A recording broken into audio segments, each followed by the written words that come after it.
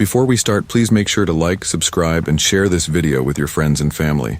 Also, can you please tell me where and what time you're watching? Thanks.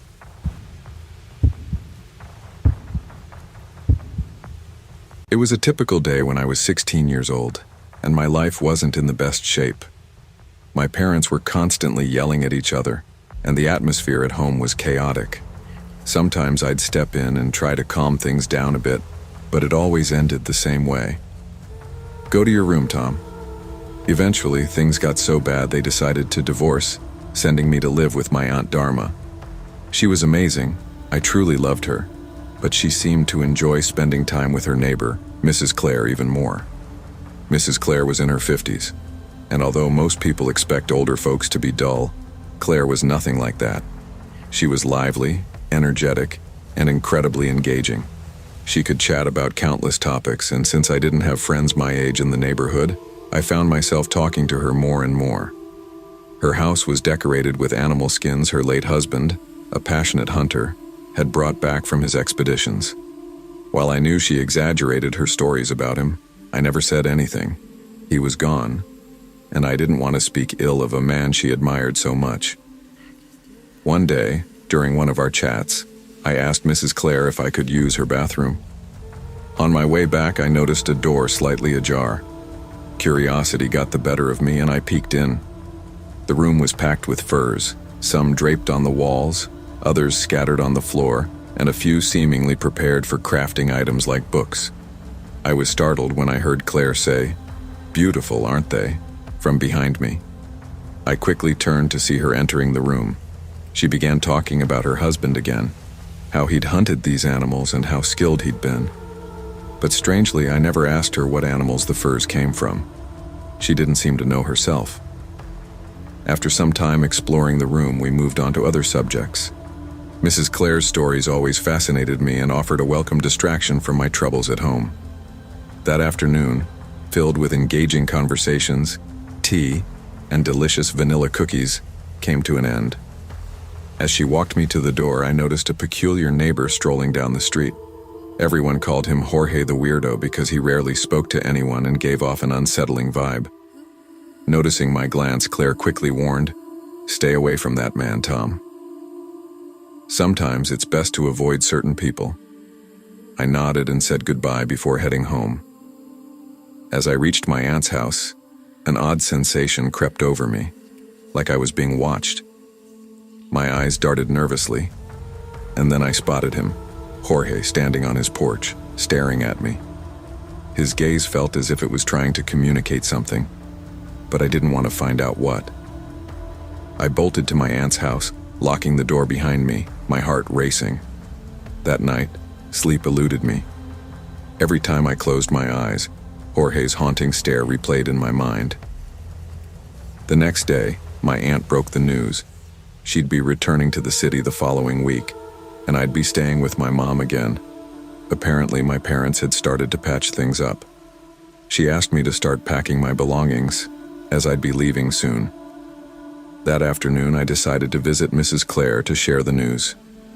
Her door was open, so I stepped inside, calling out for her.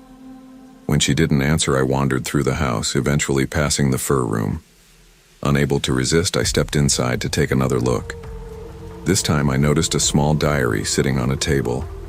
It was covered in leather, its intricate carvings hinting at the care and effort put into its creation. Curiosity tugged at me, and I opened it. Just then, I heard Claire's voice behind me. "Each skin is more beautiful than the last. I need to..." I was a little puzzled by what she meant. How could I get more skins? I decided not to dwell on it, assuming she had been mumbling to herself. I turned to her and said I'd be leaving soon. Her face fell into an expression of sadness. "That's very unfortunate, Tom," she said. "You're the only one who ever comes to talk to me." "I'm sorry too, Mrs. Claire, I'll miss you," I replied. She gave me a warm hug and invited me to come back that evening for one last tea talk, as we called our chats. I couldn't refuse and accepted instantly, eager for one final conversation before I left. For a moment, It made me forget all about the unsettling encounter with Jorge. That night, I ate dinner quickly and headed over to Claire's house. As I reached her porch, a strong hand suddenly grabbed my wrist. Alarmed, I turned my head, and to my horror, it was Jorge, gripping me tightly and pulling me back. I screamed in fear, but he quickly covered my mouth. I fought hard, kicking and biting to free myself. His grip was powerful, but at one point he faltered. I seized the moment, breaking free and bolting into Claire's house like a bullet. Slamming the door shut, I panted heavily. "Claire, call the police. Jorge attacked me," I yelled, but there was no response. Only silence. Something felt off. The house was dark, lit only by eerie candles and strange carved figures I had never seen before. Before I could process the scene or think of leaving, Claire's voice came from behind me. She had the unnerving habit of appearing suddenly, but this time her tone was different, calm, yet chilling. "You've been chosen as the ultimate beast," she said, her words sending a cold shiver down my spine. "For that, you will have the chance to run. I'll give you 30 minutes. If you survive, you'll be free. But if not, I'll take what makes you beautiful." I stood frozen, overwhelmed with terror and confusion. The memory of Jorge's attack was still fresh, but this was something else entirely. My voice cracked as I stammered, "What the hell is going on, Claire?" Before she could respond, I felt a sharp pain shoot through my arm. I collapsed, writhing in agony and screaming. Looking down, I saw some kind of strange arrow embedded in my flesh. Panic surged through me as I struggled to comprehend what was happening. Why was I being attacked? And what connection did this have to those mysterious furs? Before I could make sense of it, Claire lunged at me. Her face was covered by a bizarre mask, and her eyes gleamed with a manic intensity. In her hand, she wielded a machete with a tribal design etched into the blade, which glinted ominously in the candlelight. A wave of dread washed over me as she raised the weapon high, but I managed to dodge just in time, narrowly avoiding being cleaved in two. Fueled by sheer terror, I scrambled to my feet and sprinted toward the back door. Flinging it open, I was met by the sight of a dense, dark forest. It was my only chance for escape, so I darted into the trees without hesitation. Behind me, I could hear Claire's unhinged screams echoing through the night, each one more chilling than the last. My heart thundered as I ran, the darkness enveloping me.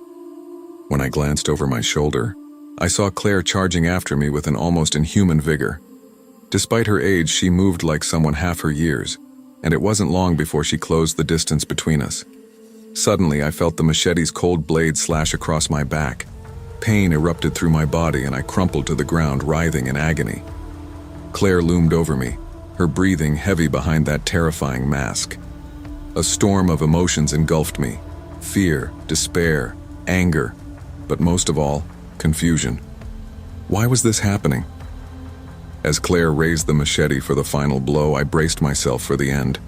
I shut my eyes tightly and prayed, making peace with the inevitable. Just as I prepared to feel the steel bite into my flesh, my neck tensed as I heard a gunshot. Claire staggered back 2 steps before collapsing to the ground with a heavy thud. Relief surged through me as I spotted a group of people rushing toward us. To my astonishment, it was my aunt accompanied by 2 policemen and Jorge, the strange neighbor I had always avoided. They quickly helped me, and I was soon taken to the hospital. My wounds were treated, and although the pain was excruciating, I began to feel a bit better. As I rested in the hospital bed, I asked my aunt how they had found me. She explained that Jorge had shown up at our house, gesturing wildly toward Claire's home. To my shock, she added that he had written on a piece of paper, "Your nephew is in trouble," which prompted her to call the police. That's when I realized something. I had misunderstood Jorge all along. He wasn't just silent by choice, he was mute. The realization hit me like a ton of bricks, and everything began to make sense. A couple of weeks later, I returned home. By then, news of Claire's arrest had gone viral, dominating the media. The police revealed horrifying details about her. She was a ritualistic serial killer who had skinned multiple victims. The most chilling part? Human skins had been found in her house. I was stunned and horrified as I pieced it all together. The mysterious furs I couldn't identify were human. It became clear that Claire had conducted the same twisted hunting ritual on every victim. The thought of it made my stomach churn. After I was discharged from the hospital, I returned to live with my mom. My parents had finally separated and my dad had moved into an apartment downtown. For a while, life was quiet, but soon, boredom crept in. One day I decided to visit Jorge. I apologized for misjudging him and thanked him sincerely for saving my life. Curious, I asked how he had known Claire was going to attack me. That's when Jorge shared his harrowing story. He wrote down every detail on paper, explaining how he, too, had survived one of Claire's attacks years ago. He told me that although he had managed to escape with his life, Claire had cut out his tongue to silence him forever. She had threatened to kill his family if he ever revealed what had happened. Reading his account sent chills down my spine, and it left me shaken to my core. Jorge's story made me realize I wasn't alone in my trauma. Talking to him became a strange source of comfort, helping to ease some of my emotional wounds. Yet the experience left an indelible scar on my psyche. To this day, whenever an older person approaches me with affection, I can't help but think of Claire. At first I'd suffer a nervous breakdown, but now I simply take a small step back.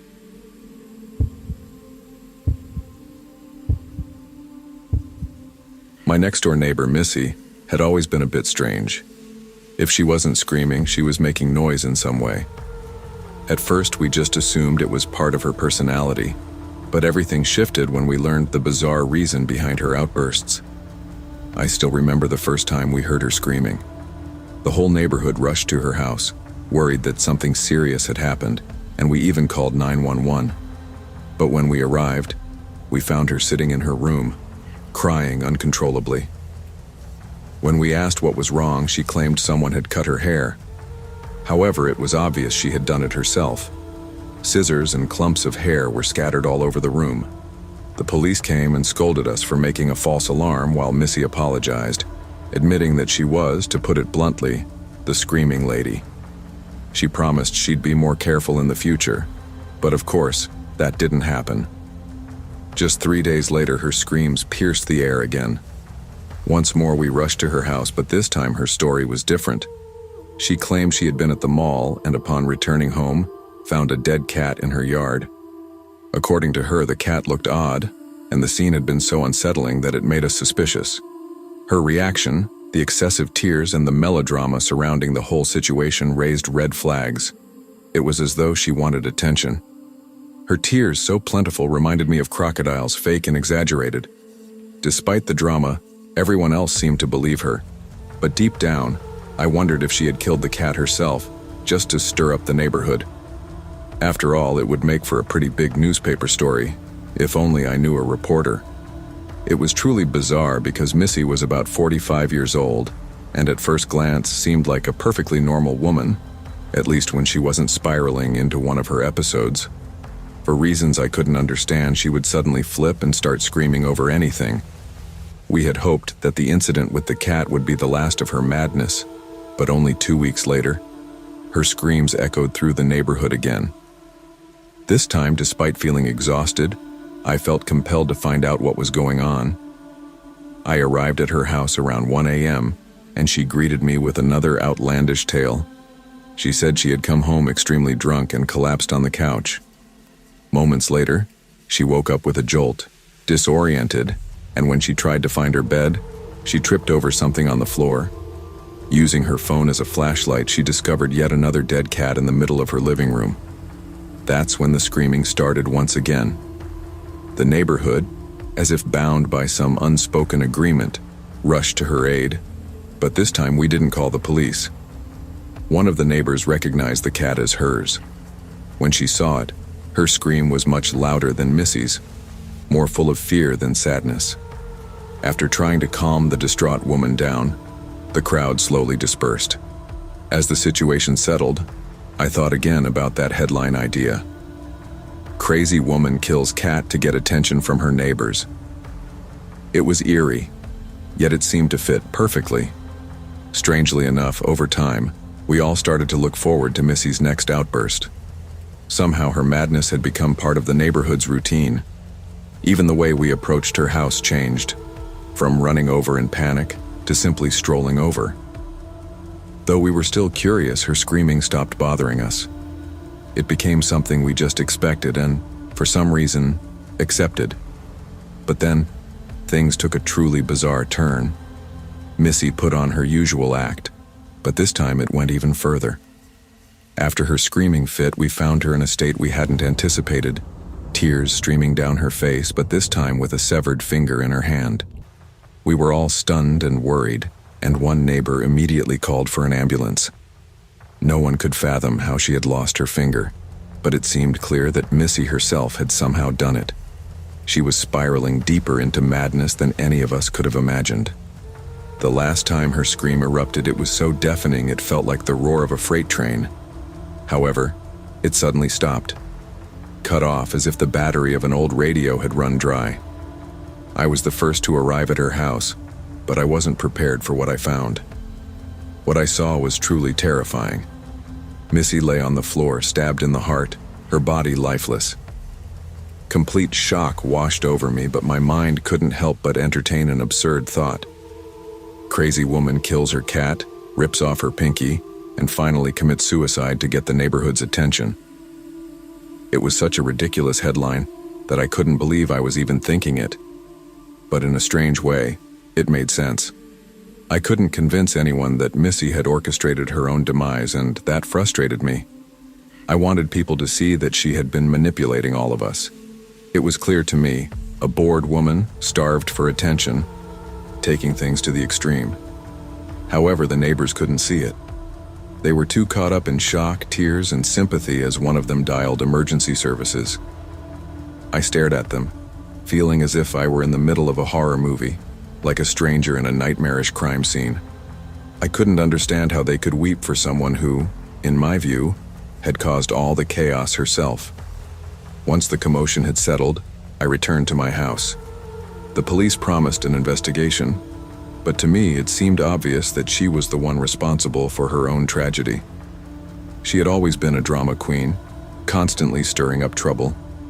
But the truth was, the apartment next door had once belonged to my ex, and when she left, I promised to take care of it and ensure it wasn't occupied. Missy, however, had no intention of leaving. So, I decided to take unorthodox measures. Every dead cat, every scream, every crazy outburst was just another part of her performance. I was fed up with her behavior, so I tried to scare her with a few staged accidents. My idea was that if she felt unwanted, she'd eventually leave. But she stayed, convinced she was part of a very friendly community. Unfortunately, things came to a head. I never imagined it would end like this, but it was now or never. The table was set for everyone to believe exactly what they thought they knew, and it all worked out perfectly. I had the perfect alibi, one I couldn't let slip away. The result was that the police closed the case as a suicide. Missy had left a note, which didn't explain much but clearly reflected the fear she always carried. Ironically, just 2 days later, the headline I had envisioned popped up. Crazy woman kills cat, rips off pinky, and ends up killing herself to get attention. No one suspected me, and just like that, Missy's chapter was closed.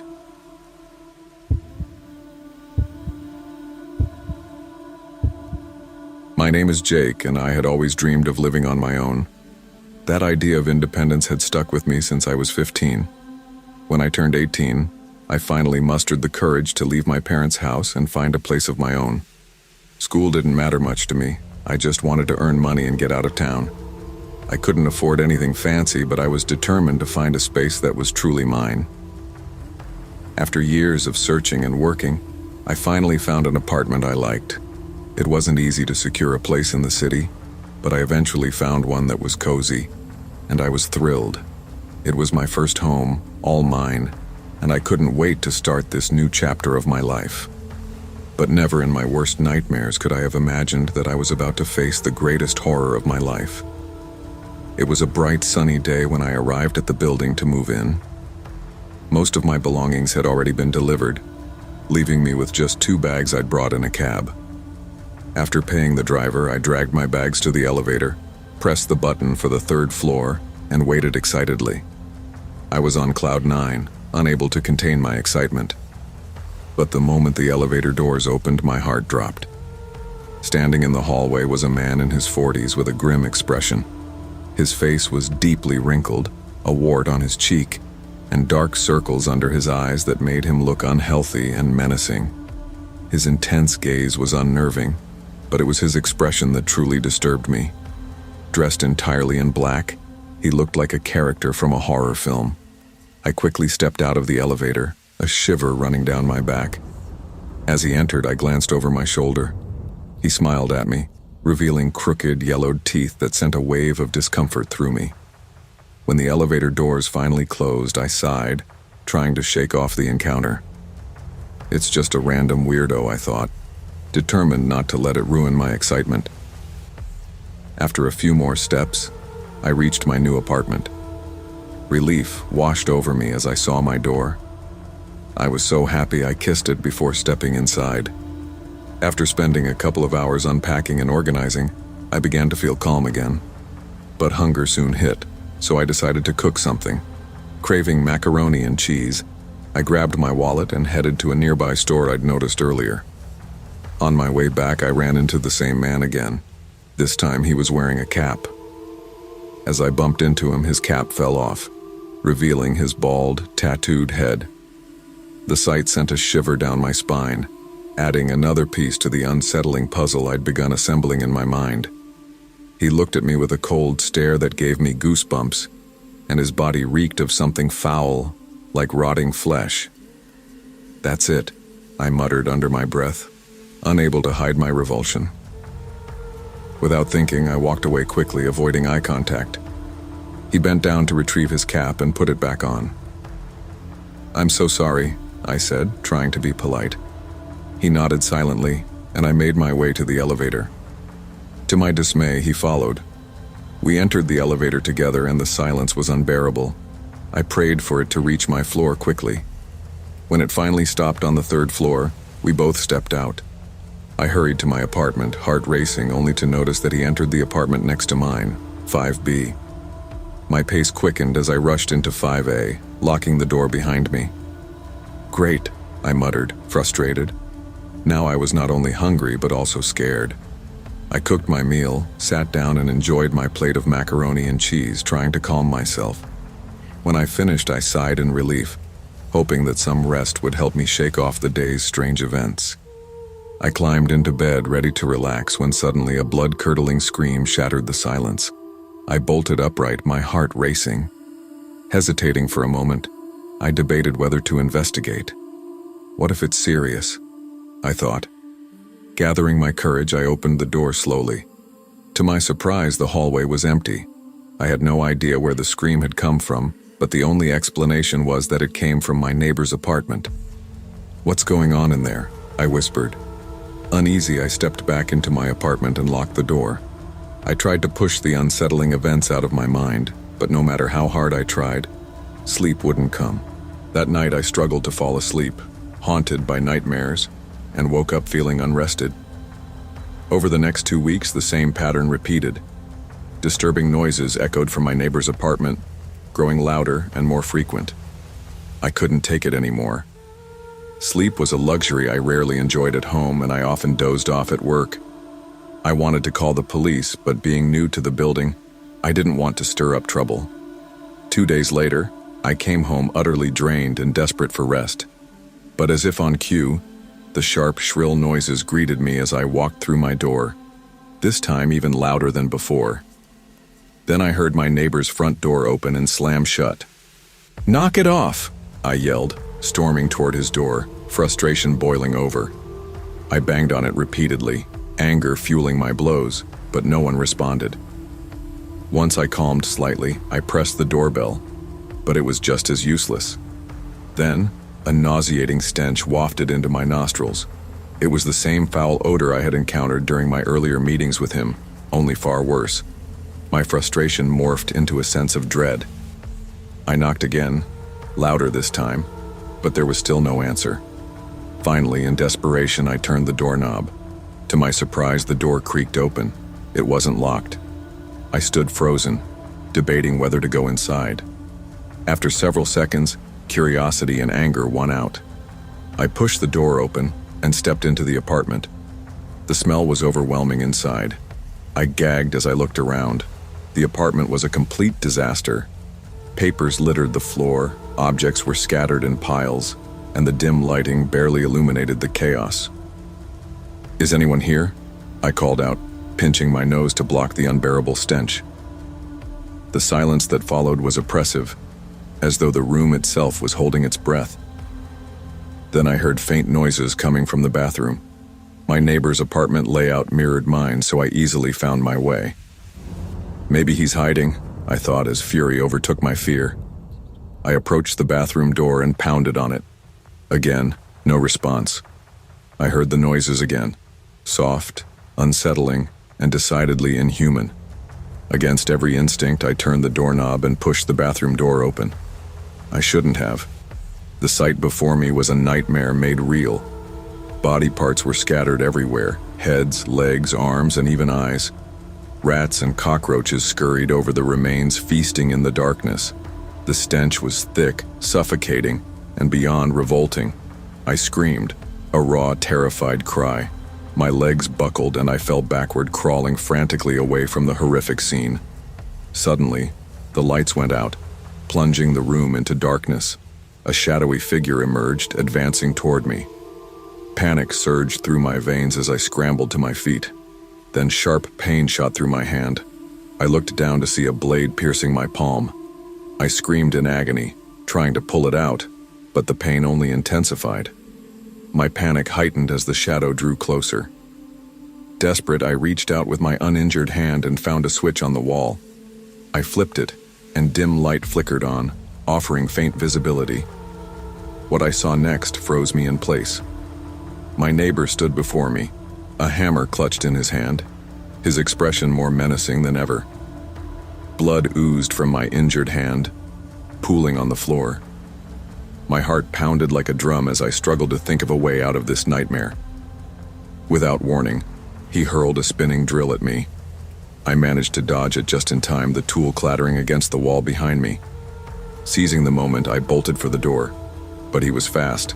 He grabbed the collar of my shirt, yanking me backward and slamming me to the ground.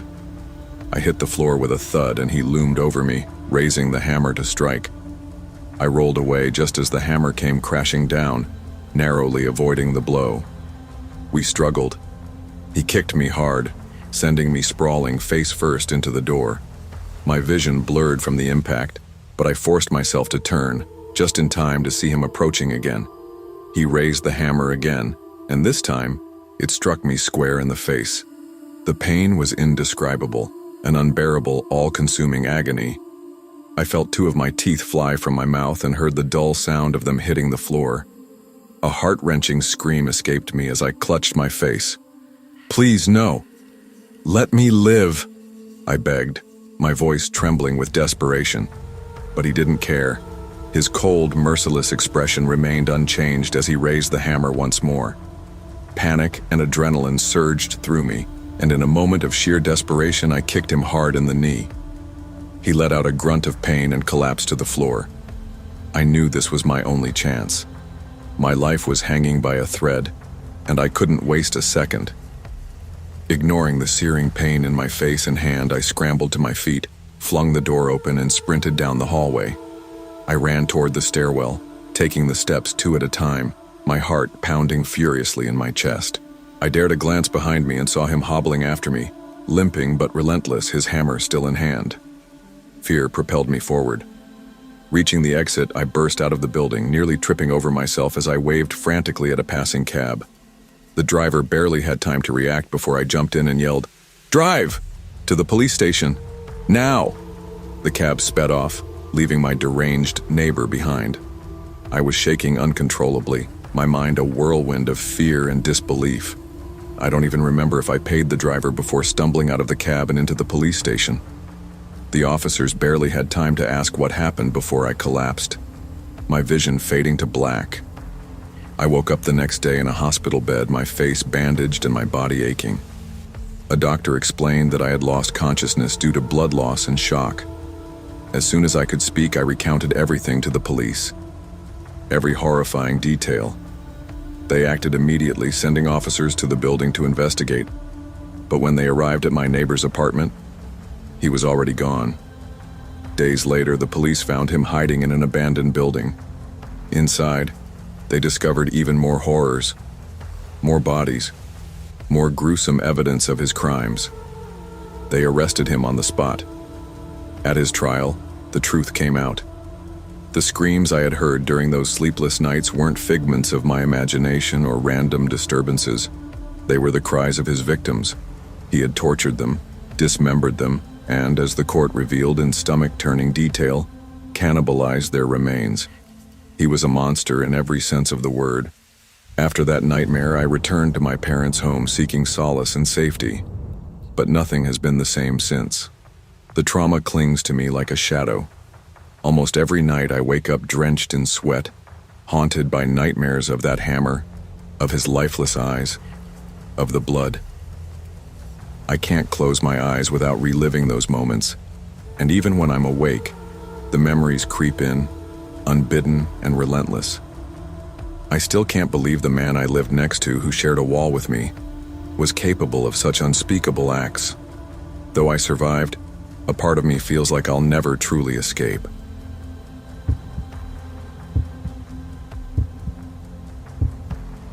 I've never shared this with anyone before, but here it goes. My name is Lara. I'm 31 years old, and it all began 2 weeks ago when I moved into a new apartment. Living alone, I didn't have much to unpack, so the move was quick. By that afternoon, everything was already in place. I grabbed my purse and keys to head to work. As I walked to my car, I noticed a woman approaching me. She appeared to be around 50 to 55 years old, thin and frail, with a smoker's telltale signs, sunken eyes, and a raspy voice. "Hello, miss. Are you the new neighbor?" she asked. "Yes, I just moved in 3 days ago," I replied politely. I noticed she was holding something behind her back. Her excitement grew as she realized I had noticed.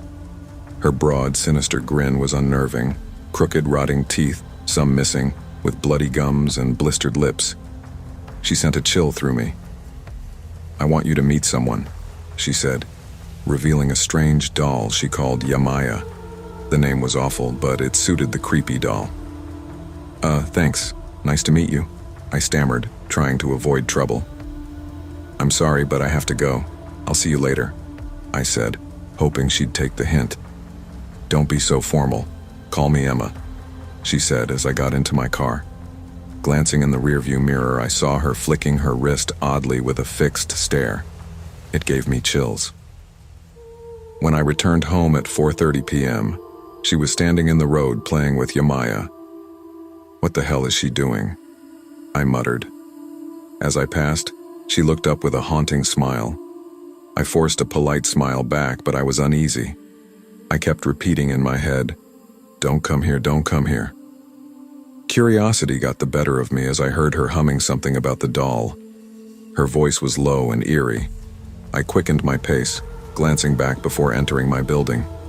She'd stopped singing but clutched the doll with one hand on her chest, looking distressed. We locked eyes and time froze.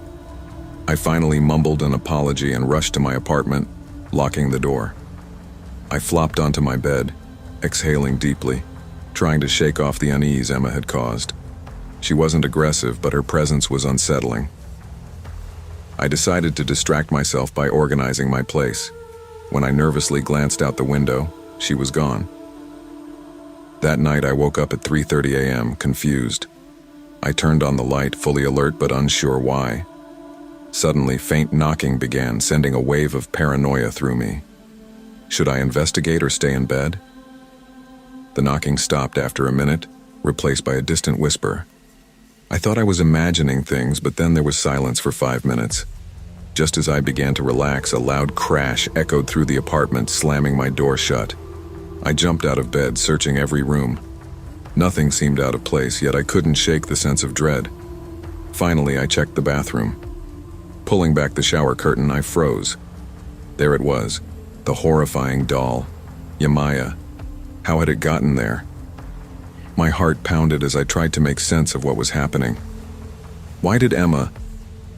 Why couldn't she just leave me alone with that hideous doll? What was her obsession with me? None of it made any sense, and I couldn't understand what was going on in Emma's mind. Staring at the doll, I realized just how unhinged she truly was, and possibly how dangerous. I was left wondering how she managed to enter my apartment, how long she had been there, and what else she might have done besides leaving that disturbing doll. These thoughts put me on edge. Later that morning, after scouring the apartment for about 10 minutes and inspecting every door and window, I found the bathroom window open. That terrified me even more. I was furious with myself for leaving it unsecured. That must have been how Emma had gotten in. She must have escaped through the front door, which would have been easier. Wasting no time, I reported the situation to the building manager and staff. I explained the bizarre events and said I was seriously considering moving out because of Emma. Fortunately, they listened and showed concern. They assured me they would talk to her about her behavior. To my surprise, they even offered me next month's rent free if I chose to stay. Since I'd just moved in and didn't have much money, I accepted the offer. About a week later, I got an update from the building staff. Emma was being arrested and would likely be sent to a psychiatric hospital.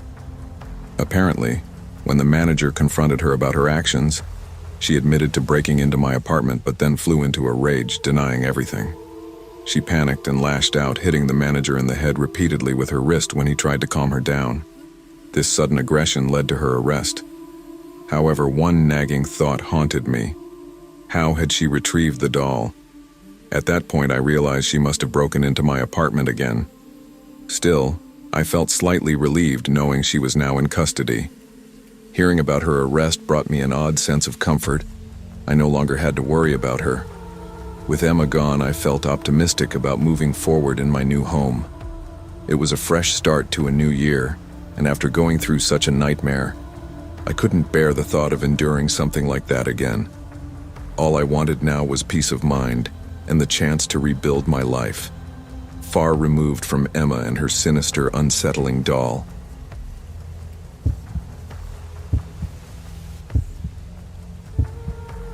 The headline on the morning news immediately caught my attention. It felt like the world had taken a wrong turn. How could people commit such horrific crimes, seemingly for no reason? It was as if some found twisted pleasure in the screams of others during their final moments. Sometimes it all boiled down to a madman, curious if taking a life was as effortless as movies portrayed. The story I read was about a woman named Barbara, and it was utterly heartbreaking. She had placed an ad online offering her services as a hairdresser. A man responded promising good pay if she came to his house for a haircut. The location was close to her home, so she didn't think twice and saw it as an easy opportunity to make money. Once she arrived, she began working on her client's hair, a man named Mark. But Mark had no intention of paying her.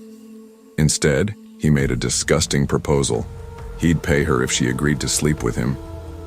Furious, Barbara refused and demanded her payment. However, Mark was determined to get what he wanted. He threatened her with a knife, assaulted her, and even recorded the horrific act on his phone. Her desperate screams for help went unanswered. In the end, the heartless man strangled her, slit her throat, and discarded her body like trash. A neighbor heard the commotion, but instead of intervening, called the police. Unfortunately, they arrived too late to save Barbara, though they managed to arrest Mark and send him to prison. It was a relief that he was caught, but the tragedy of Barbara's life being stolen in such a cruel way weighed heavily on my mind. The incident reminded me of an experience I had a couple of years ago. Back then, I posted ads for babysitting on Craigslist. One day I received what seemed like a normal response to my post. As usual, I was grateful for the interest. Babysitting gigs came easily, and they helped me stay afloat while searching for an office job. Excited, I got ready and headed out to meet a mother who needed help. I took a bus across town and got off at the designated stop, following the directions I'd been given. However, my uneasiness grew when I reached the intersection and found a man waiting instead of a woman. I hesitated, but seeing 2 children with him calmed me a little. Maybe the mother had to leave, and he was there in her place. The dark-skinned boy stared curiously at me while the other, a pale child, played with something on the ground. Sensing my unease, the blond man smiled and said, "Their mother's black." Embarrassed by my expression, I smiled back and nodded. "I'm Elliot Graham," he said, extending his hand. "My wife, Carrie, had to leave early, so I stayed to wait for you." I introduced myself, shook his hand, and followed him as he introduced the children. After a brief chat, we walked a couple of blocks to his home. It was the last house on the street.